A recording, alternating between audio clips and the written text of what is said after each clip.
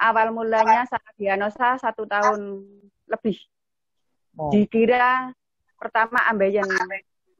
Awalnya saya sakit itu gini Bu, awalnya saya sakit pertama itu saya pingin BAB rasanya, perutnya itu kembung kayak masuk angin.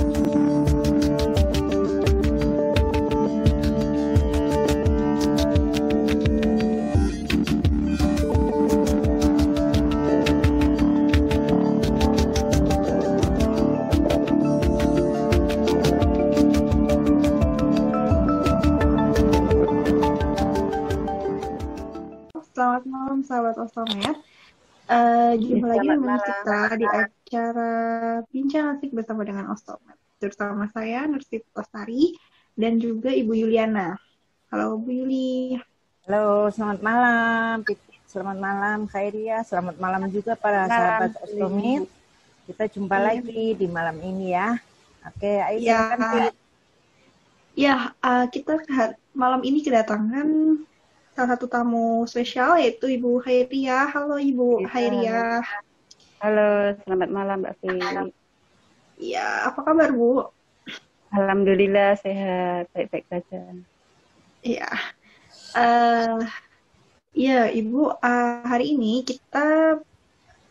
jadi ini kan kita lagi ada di Bincang Asik sama Ostomed. Jadi mungkin nanti Ibu Khairia mau share pengalamannya tentang bagaimana cara merawat stoma sehari-hari gitu ya.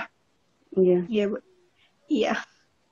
Ibu Khairia boleh sharing ke kita bagaimana sebenarnya Ibu punya stoma sudah berapa lama? Terus selama ini mau cara perawatan waktu pertama kali Ibu pulang dari rumah sakit gitu, Ibu bagaimana cara merawat stomanya? Pulangnya dari rumah sakit, saya stres berat lah, Kak. Saya nggak bisa jadi kayak gini. BAB lewat perut gimana nanti caranya kalau BAB, terus bagaimana caranya saya nggak tahu. Terus gimana nanti kantongnya saya juga nggak tahu. Awal-awal saya ditanya sama dokternya nanti gimana ini caranya Pak Dokter. Nanti bisa bikin sendiri kantongnya pakai plastik gitu. Kalau beli mahal, nanti bikin sendiri pakai plastik. Gimana cara bikinnya nanti saya ajarin gitu dokternya. Terus pulangnya dari rumah sakit itu belum bisa bikin, cari di Semarang di sekitar Karyadi itu beli kantongnya itu yang plastik itu, tapi nggak nempel sih. Kali ditempel itu langsung lepas, langsung nggak nempel gitu plastik. Akhirnya kan saya nggak pakai. Akhirnya saya bikin sendiri. Kalau yang beli itu nggak nempel. Akhirnya saya beli sendiri. Terus awalnya habis operasi itu saya nggak berani pegang stomanya, nggak berani lihat. Yang bersihin itu suami. Wow. Terus lama-lama saya berani. Terus kalau mandi saya bersihin, selalu bersihin. Saya lap di sekitar stomanya itu pakai tisu. Setelah pakai tisu kering, setelah kering saya tempelin di bagian stomanya itu pakai hepapik. Lalu plastiknya itu pakainya kayak gini Bu Yuli. Nih pakainya kayak gini pertama. Dulu ya. Sendiri. Ya, bikin sendiri pakai ini alatnya. Kalau yang pakai sendiri, bikin sendiri itu nempel, tapi kalau beli itu enggak nempel sama sekali, jadi enggak saya pakai. Terus saya bikin sendiri, kalau bikin sendiri itu nempel. Kayak gini saya sekitar stoma itu saya kasih pakai hepavik itu tempelin. Kalau ini langsung tempel ke kulit nanti akan gatal, iritasi jadinya. Jadi kalau ganti plastiknya juga ganti plasternya juga, ganti hepaviknya juga ganti. Gantinya itu sehari sampai 10 kali lah, pokoknya setiap keluar itu saya ganti. Sering-sering saya ganti. Kalau pergi-pergi itu saya selalu bawa kayak gini buat ganti. Nah, terus lama-lama saya cari gimana caranya dapat kantong yang nggak plastik kayak gini. Terus saya cari di apotek Semarang adanya itu mahal, harganya 250 itu untuk 1 bulan. Itu satuan Terus atau yang satuan atau yang pasangan?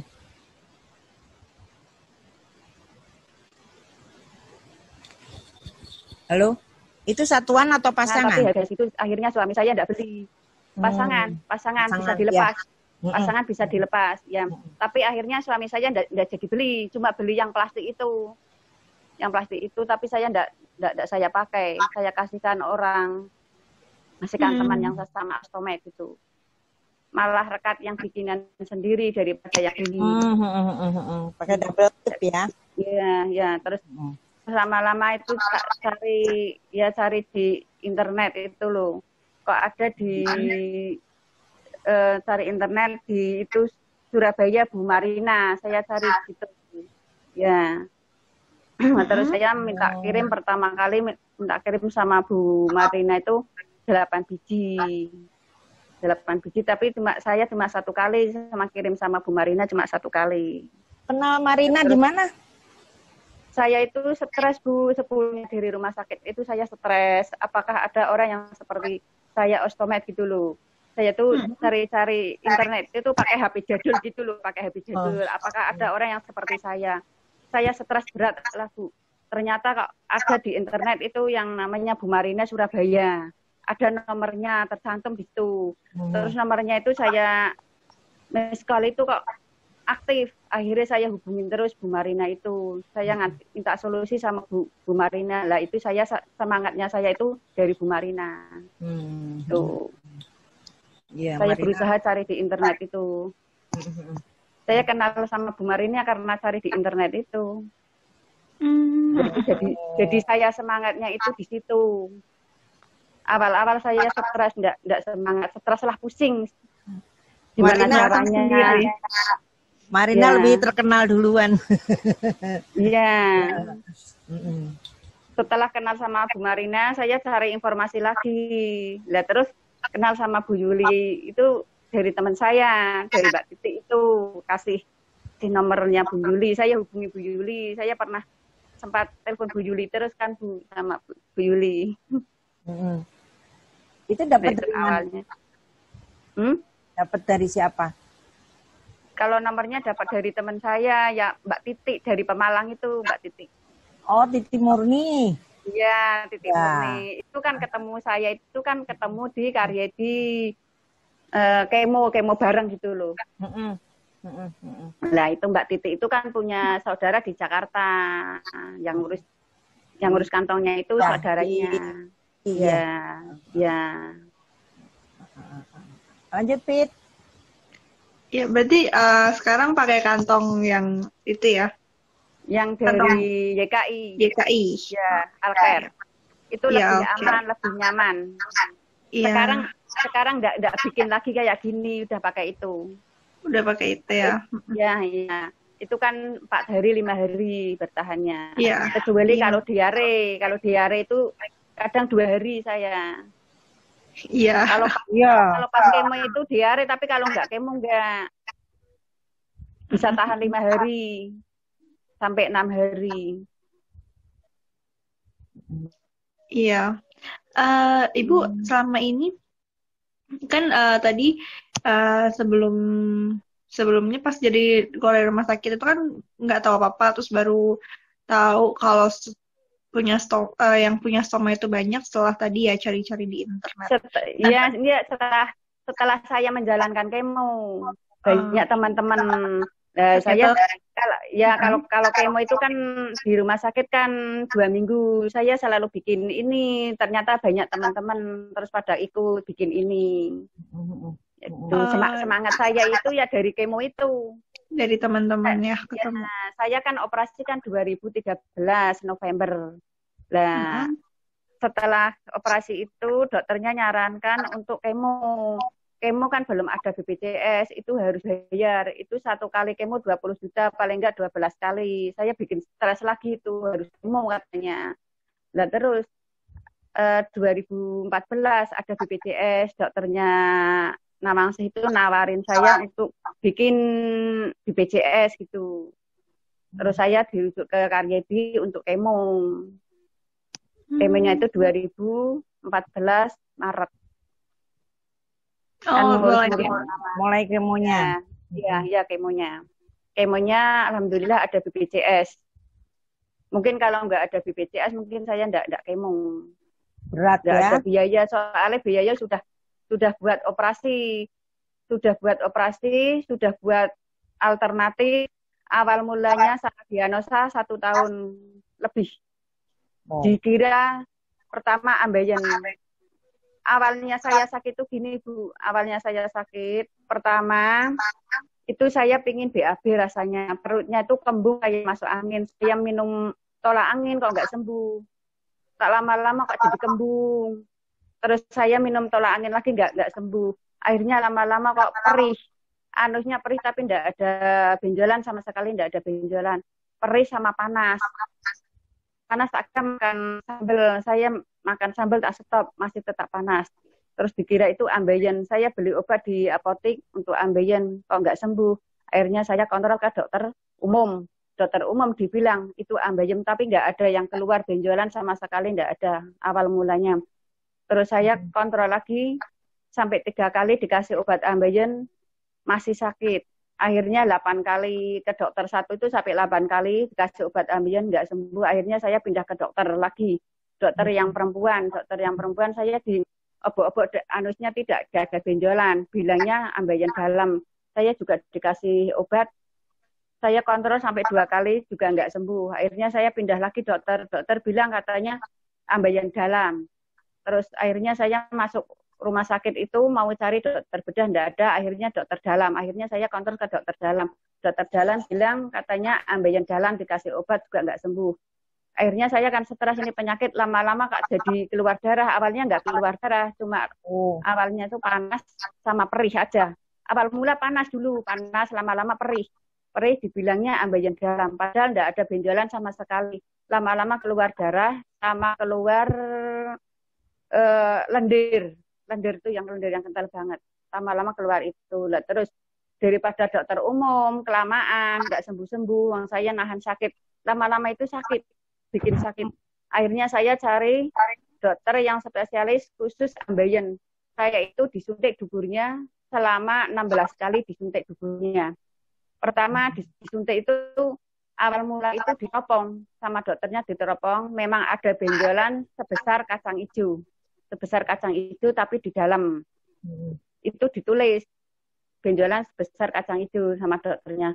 Itu saya disangka itu ambeien dalam. Akhirnya saya disuntik itu anusnya. Disuntik anusnya sama dokter, saya pilih dokter yang dokter perempuan.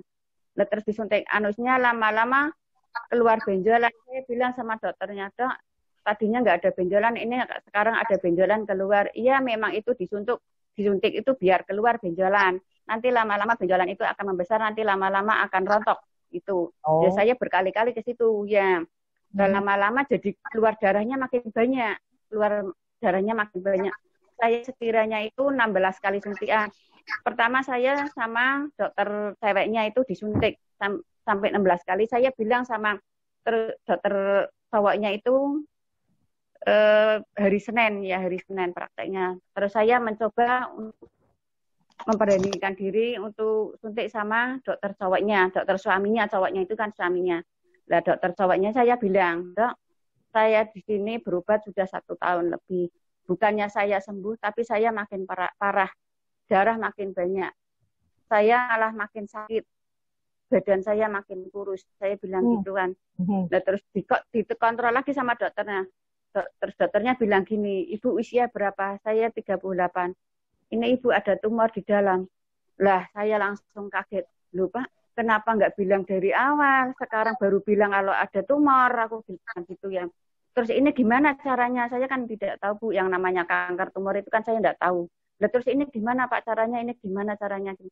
Udah nanti Ibu tak rujuk ke dokter di Karyadi, namanya dokter Joni Sueb, dokter bedah. Biar nanti dikontrol sama dokter bedah. Dikontrol sama dokter bedah itu, dokter bedahnya bilang gini, iya ini ada benjolan di dalam, tapi saya tidak tahu itu benjolan apa, saya tidak tahu karena saya bukan orang pintar. Ini harus dibiopsi dulu. Yaudah saya manut Pak, saya. Terus saya dibiopsi, nunggu hasilnya itu kan 12 hari nungguannya. Ternyata melanoma maligna.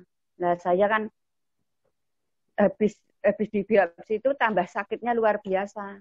Soalnya pas dibiopsi itu enggak dibius. Nah, saya kapok nggak mau masuk rumah sakit karena saya nahan sakit. Akhirnya saya cari alternatif. Alternatif bukannya sembuh makin parah, makin habis uangnya, makin parah, makin sakit. Akhirnya saya enggak tahan. Akhirnya saya memutuskan untuk operasi. Operasinya saya bukan di Karyadi tapi di Elizabeth. Saya mintanya di Elizabeth karena awalnya saya di biopsi itu di Karyadi tidak dibius. Nah itu.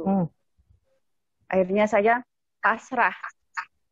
Udah mau mati, mau hidup saya mau ke rumah sakit Elizabeth saja gitu. Terus saya operasi sama dokter Profesor Wiranto.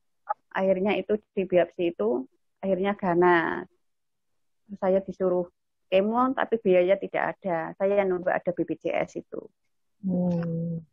Waktu selama awal mulai. Selama Ibu merasa kembung itu BAB-nya gimana, Bu? Bisa BAB? Ya gini, awal mula saya merasa kembung, kayak capek gitu loh. Saya minum tolak angin kok tidak sembuh. Itu selama sekitar 1 bulan. Terus lama-lama pingin BAB tapi tidak bisa keluar. Tidak bisa keluar cuma buang gas terus sih, tapi tidak bisa keluar. Bisa keluar tapi sedikit banget. Tapi rasanya tuh pingin BAB. Terus kalau perutnya itu tidak sakit, cuma anusnya itu lama-lama panas banget, panas lama-lama perih. Lah itu. Mungkin penyakit itu muncul masih kecil. Lah karena besarnya itu karena disuntik di anusnya. Disuntik dipacu di anusnya itu biar keluar. Memang lama-lama jadi besar. Kankernya itu jadi besar, jadi rontok lepas sendiri. Tapi benjolan makin besar. Itu darah keluar terus.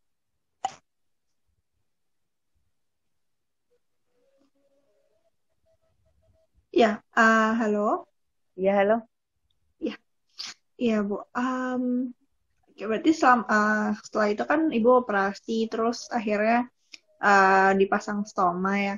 Nah, untuk sekarang gimana setelah pasang stoma itu aktivitas Ibu sehari-hari? Kalau aktivitas, gini Bu, kalau aktivitas saya biasa normal, seperti orang sehat biasa. Saya cuek lah. Kalau saya itu BAB lewat samping itu saya cuek. Nggak malu lah sama orang itu, nggak malu. Tapi lama-lama saya nggak malu. Awal-awal saya memang malu, memang. Nanti kalau dikatain orang gimana, kalau kumpul-kumpul sama orang itu saya takutnya tuh kalau kentut aja bikin malu kalau pas kentutnya besar. Ya. Tapi alhamdulillah Bu, kumpul-kumpul sama tetangga-tetangga ngaji itu enggak pernah kentut enggak pernah gimana, enggak pernah. Pokoknya saya tak usahakan kalau kumpul sama orang-orang itu saya ganti kantongnya yang baru. Jadi enggak melempung. Kalau yang udah agak berapa hari itu kan pasti melempung itu kalau nampung itu nih gasnya itu loh. Belembung gitu loh. Ya. Tapi kalau masih baru enggak belembung. Kalau pengen pada saat buang angin itu nggak kembung, itu kan nggak ada ventilasinya ya. Jadi kalau aku aku tusuk tuh kantongnya, aku tusuk pakai jarum pentul atau apa kecil aja. Iya. Jadi dia nggak akan bau Bu nanti Bu. Tapi enggak ya, tapi gini cara tutup lagi ya. Tutup lagi pakai selotip atau apa. Iya. Jadi kalau saya enggak Bu, kalau saya misalnya keluar, kayak saya kan sering kontrol ke rumah sakit sendiri gitu ya. Kalau melempung saya larinya ke toilet. Iya. Kalau kebetulan deket toilet sih nggak masalah. Kalau enggak. Iya. Ya makanya gini Bu, tak usahakan kalau mau pergi saya ganti kantong yang baru. Iya, kalau baru itu kalau buang gas nggak melempung. Baru tahu gitu aku. Kalau baru Tapi kayak lama kayak kalau yang buang angin ya pasti kembung dia. Enggak, kalau saya tak rasain Bu. Kalau 2 hari 3 hari itu pasti melempung. Iya, tapi kalau baru enggak. Oh, Enggak tahu. baru tahu nih aku. Kalau soal makanan bagaimana? Saya kalau makanan awal mula sebelum ada metastasis ke paru ya, saya makan semua Bu. Makan semua ya. Enggak pernah minum jus apa, saya enggak pernah. Saya makan semua seperti orang normal. Sekarang ini kan ada metastasis, kali kan ini kan di pusat paru-paru kan. Ada penyebaran di paru-paru itu. Jadi kalau sekarang ada saya usahakan bangun pagi itu. Kalau menurut dokternya tidak ada pantangan makan, tapi saya hati-hati sendiri Bu. Kayak gorengan saya tak kurangin, terus kayak gula-gula pasir gitu saya ganti dengan gula aren. Terus kalau pingin minum manis saya pakai madu. Kalau bangun tidur itu saya jeruk nipis itu diperas, anget-anget gitu loh Bu, anget-anget nanti dikasih madu, enak, seger banget itu di badan juga enak rasanya. Enak banget saya ngerasain itu. Oh gitu. Itu jeruk nipis ya. Jeruk nipis, jeruk lemon, terus jeruk peras itu yang paling bagus itu saya tak rasain itu jeruk nipis. Oh. Enak di badan saya ngerasain. Kalau bangun pagi itu anget. Tapi lambungnya enggak pengaruh ya? Enggak pengaruh. Padahal saya punya mah loh Bu. Saya punya mah. Awal mula saya takut, tapi tak rasain lama-lama jadi enak. Nih. Pokoknya saya seringlah minumnya itu jeruk nipis kasih madu saya. Terus yang aku dengar kan katanya metas ke paru ya. Iya, metas ke paru ya. Itu apakah dilakukan operasi atau hanya dokter enggak menyarankan operasi. Awal mula saya ada metas ke paru karena tidak ada keluhan apa-apa sama sekali. Cuma ada keluhan tadinya di bawah payudara saya, di bawahnya pas itu loh. Kok terasa seperti masuk angin, terasanya gitu. Kok selit-selit gitu loh di situ. Saya biarkan. Terus saya tuh tidak kontrol 7 bulan. Menurut dokternya itu kan harus 1 bulan kontrol. Karena saya sibuk dengan kerjaan, saya tidak kontrol 7 bulan. Terus saya dahak kok ada darah. Lah baru saya terus kontrol. Terus saya dicek, ternyata ada di paru-paru. Terus dokter tidak nyarankan apa-apa, cuma ngecek aja ada di paru-paru. Ini kemungkinan penyakit yang lama muncul lagi. Akhirnya saya, gimana kalau di kemo lagi? Yaudah, enggak apa-apa Pak, kalau saya di kemo lagi, saya siap. Yaudah, saya di kemo. Di kemo itu selama 6 kali, itu kemonya dakar basin. Untuk kanker kulit itu kan, dakar basin. Di dakar basin itu tadinya ukurannya 1,5, jadi 2,5. Makin besar. Habis kemo 6 kali, dicek lagi besar, terus akhirnya dokternya gini Bu, ini kankernya makin besar ini di dakar basin. Gimana kalau di kemo lagi dengan obat yang lain? Ya enggak apa-apa Pak, enggak apa-apa, saya siap gitu. Saya di kemo lagi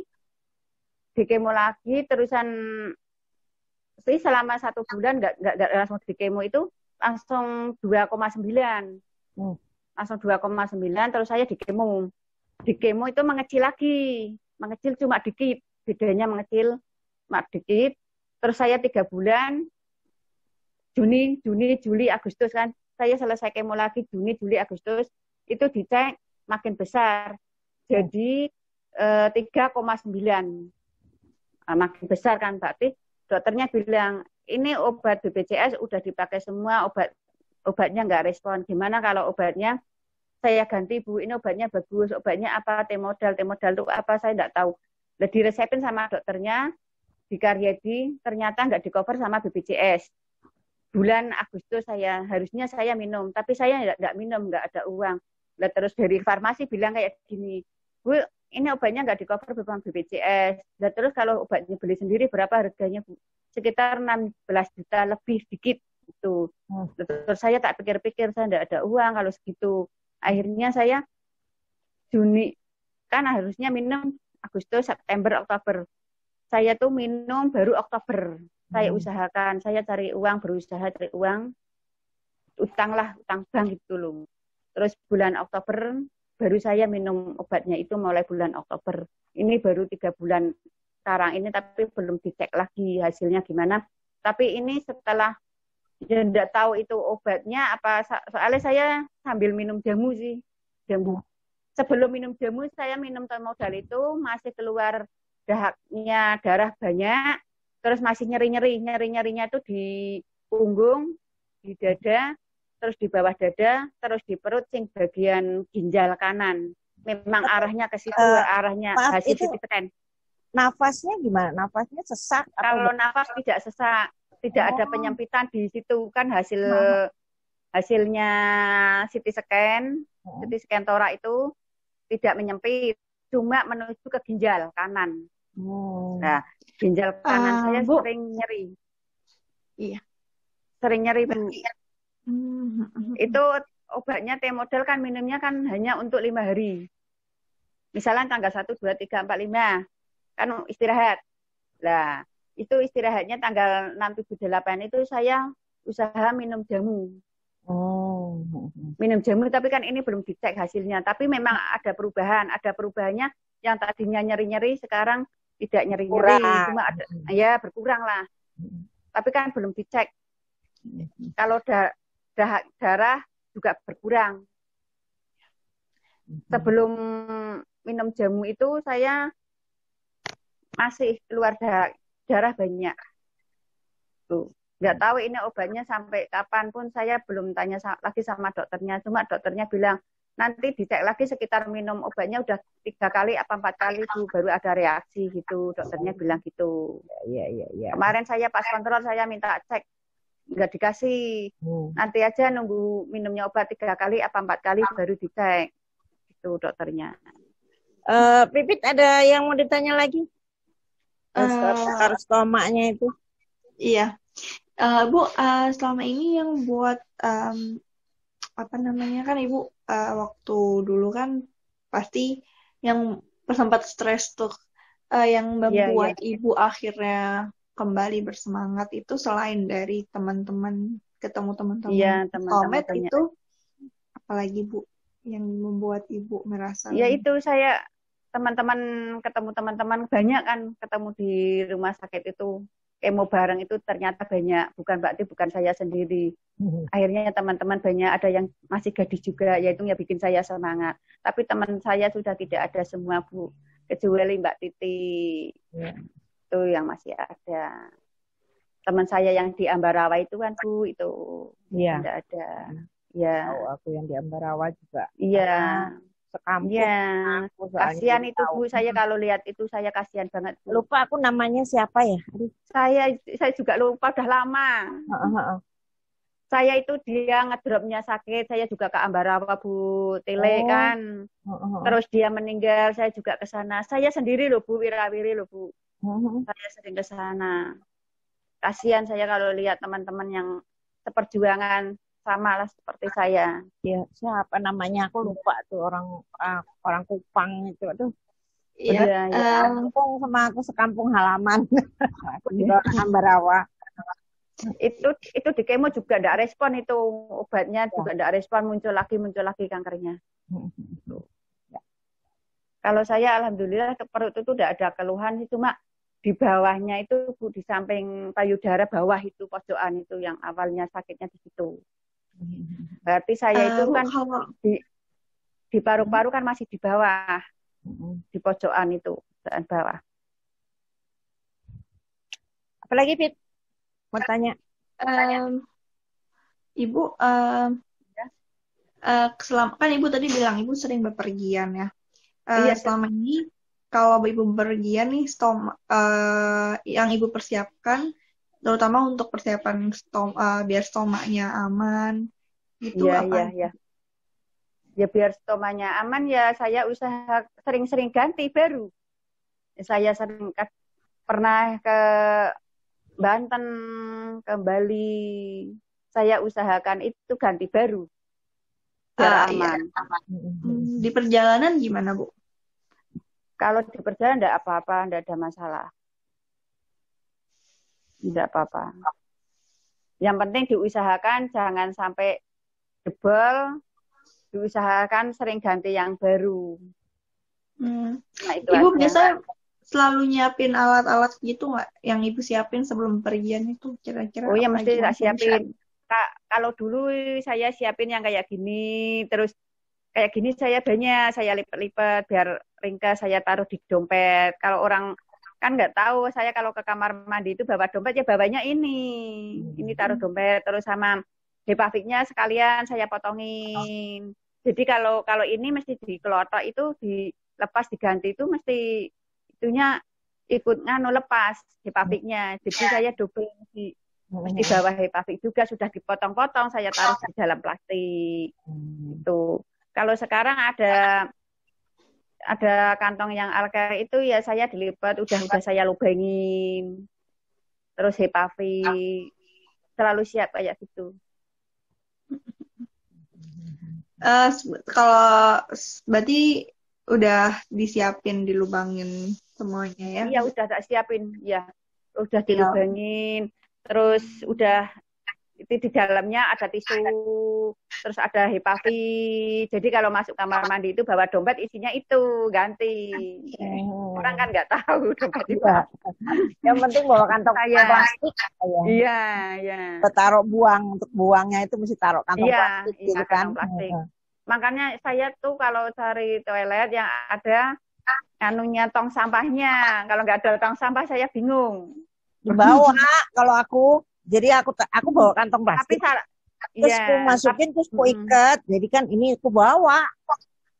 Kalau saya enggak Bu, kalau mengganti stoma tetap tak bersihin itu kantongnya. Oh iya. Kantongnya tetap saya buang aja pun masih bersih Bu.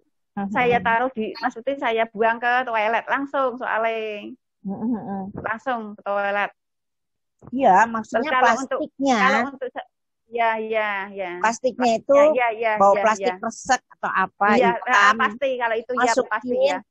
Ikat kenceng gitu. Jadi kalau umpamanya di kamar mandinya itu nggak ada tong sampahnya, nggak ada tempat sampahnya. Iya. Keluar nanti di luar baru deh ada tempat sampah keluar. Iya. Nggak kelihatan. Iya. Sama bawa anduk kecil saya Bu, setiap pergi-pergi sama bawa anduk kecil. Anduk kecil, tisu basah, khusus tisu kering. Nah, itu tisu pasti tisu tuh tak lipat-lipat pasti. Terus kalau itu kan mesti mau dibersihkan basah itunya untuk dilap itunya kan kantongnya. Biar kering nggak nempel di kulit kan itu di dalam. Kan kalau basah kan risih Bu. Jadi dikeringin pakai anduk. Ya gitu. Kalau untuk ibadah gimana? Kalau untuk ibadah saya sehari-hari ya Bu ya. Saya di rumah kan pakainya daster Bu. Pasti saya jongkok terus di toilet itu loh Bu, jongkok dibersihin, dipakai gayung itu kan. Biarpun itu sedikit saya bersihin, selalu bersih Bu. Usahakan saya selalu bersih. Ya gitu. Kan pasti keluar kan Bu dikit.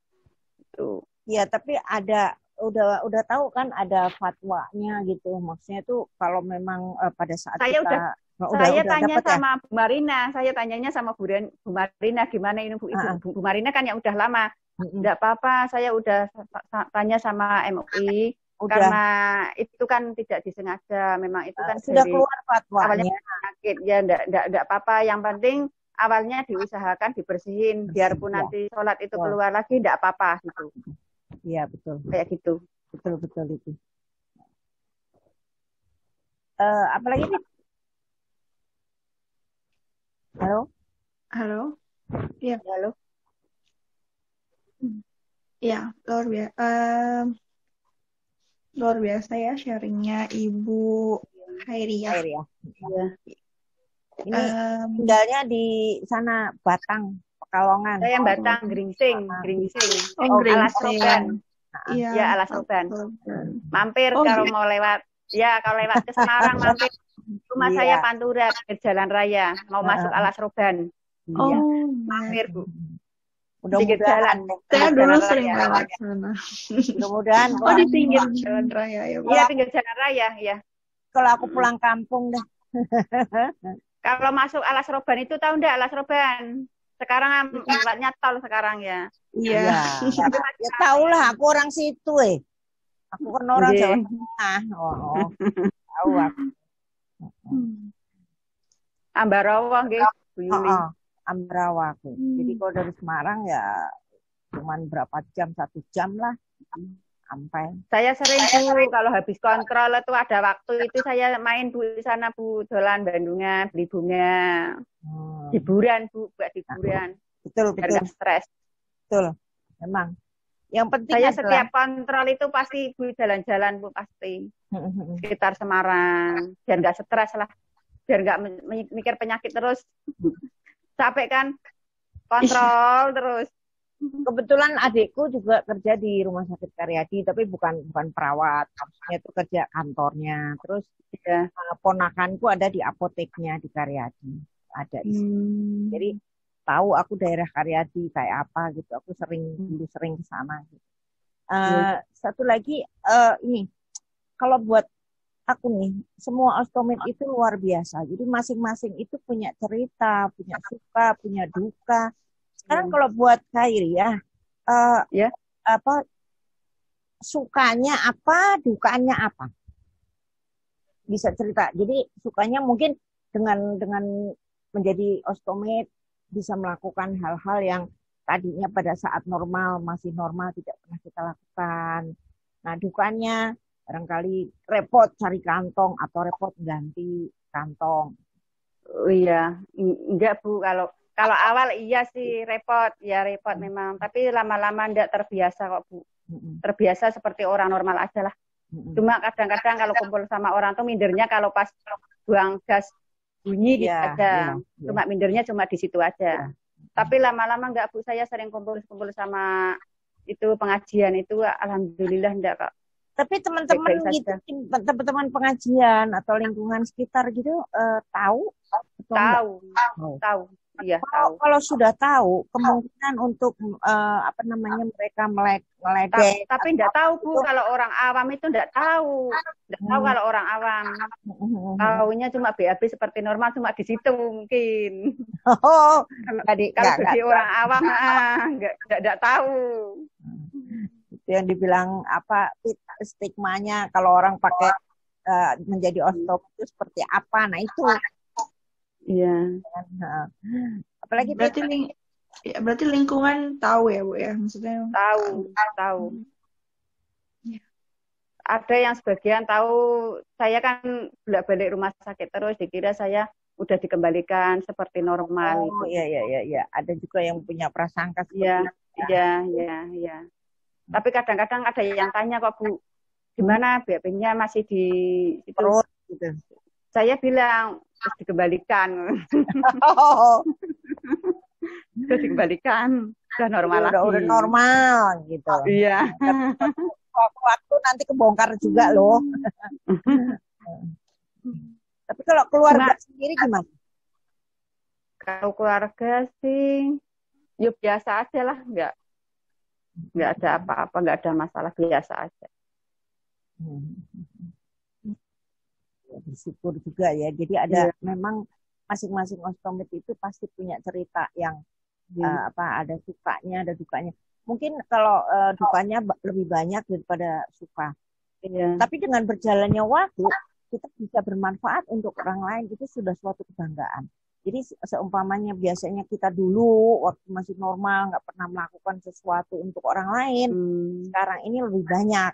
Karena dulu banyak yang lebih baik lah. Ya, mau sedekah aja berat banget nih, gitu kan? Iya. Sekarang enggak, sekarang pikir-pikir. Nah, sekarang nggak usah mikir nih mau sedekah, gampang aja. Iya. Kan? Memang gitu Pak Bu. Banyak hikmahnya, diambil hikmahnya. Iya, ambil hikmahnya. Banyak hikmahnya, benar. Betul.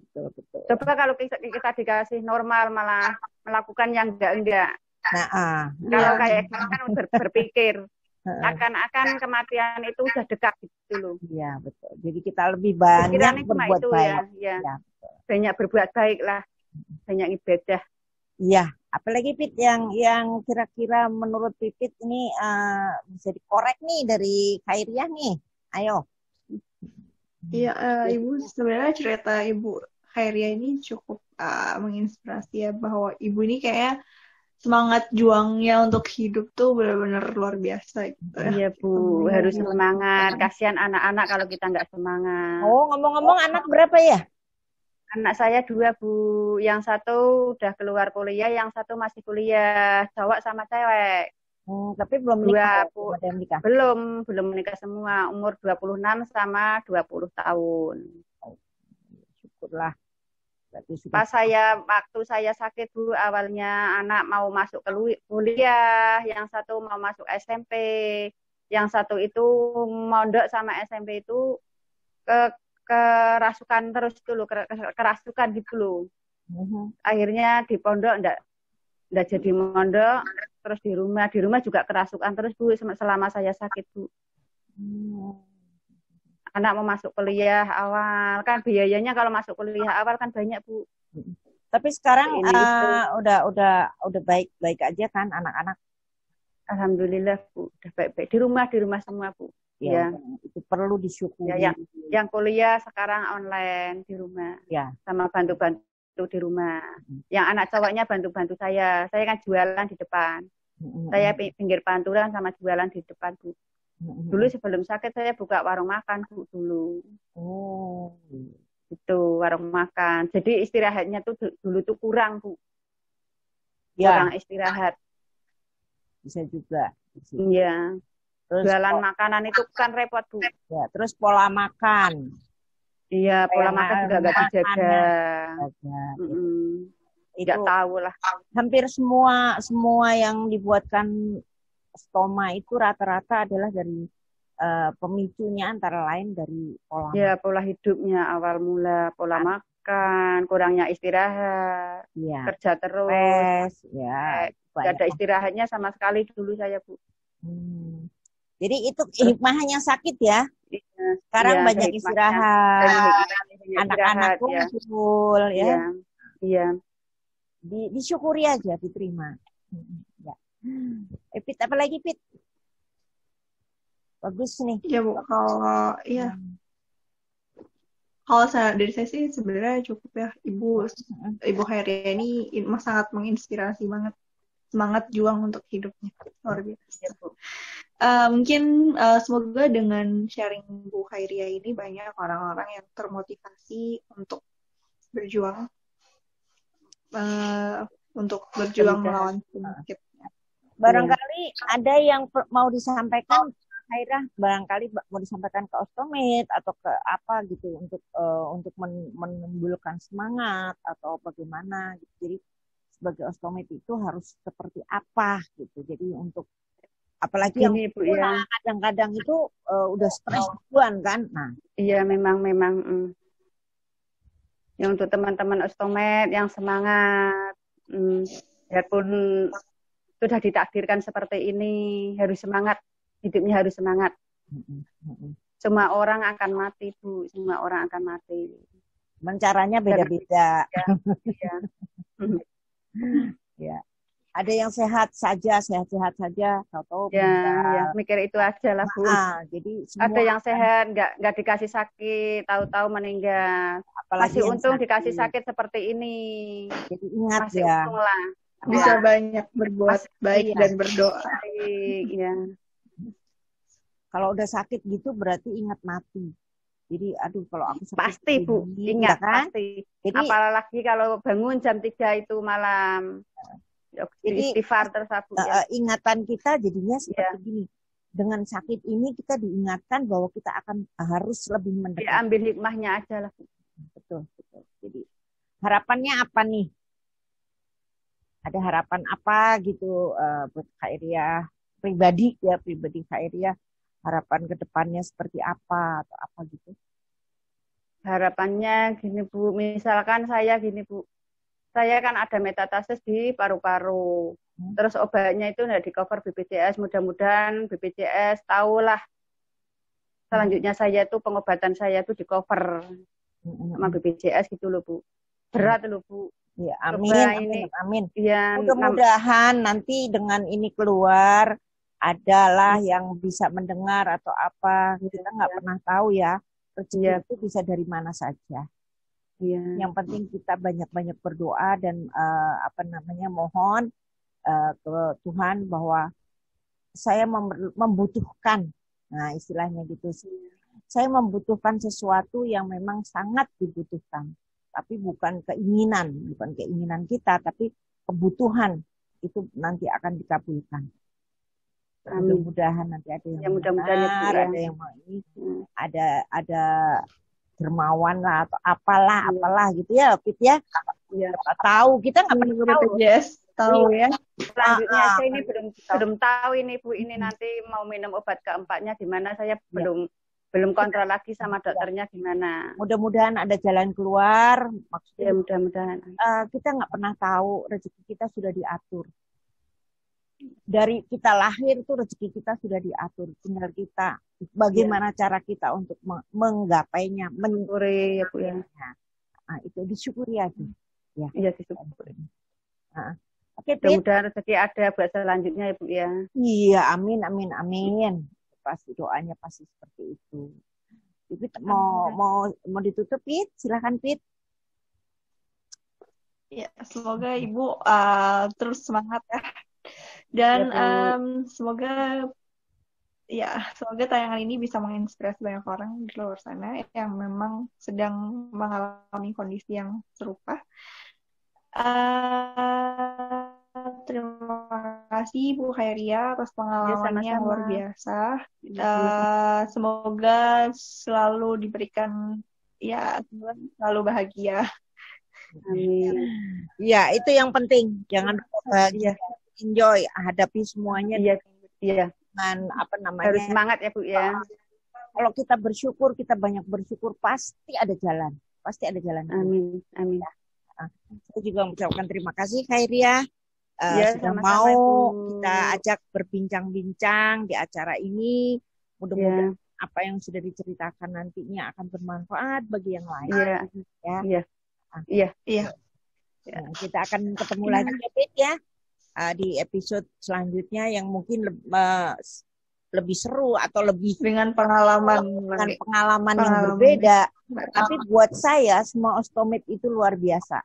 Tidak ada, coba tanya Pipit deh. Pit, pernah ngerasain jadi ostomed enggak?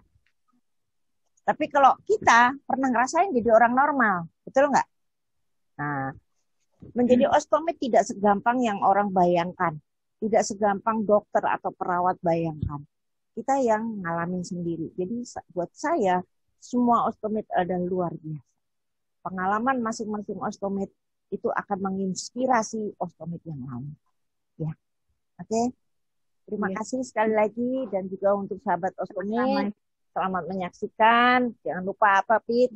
Subscribe, share, dan pengalaman. Terima kasih.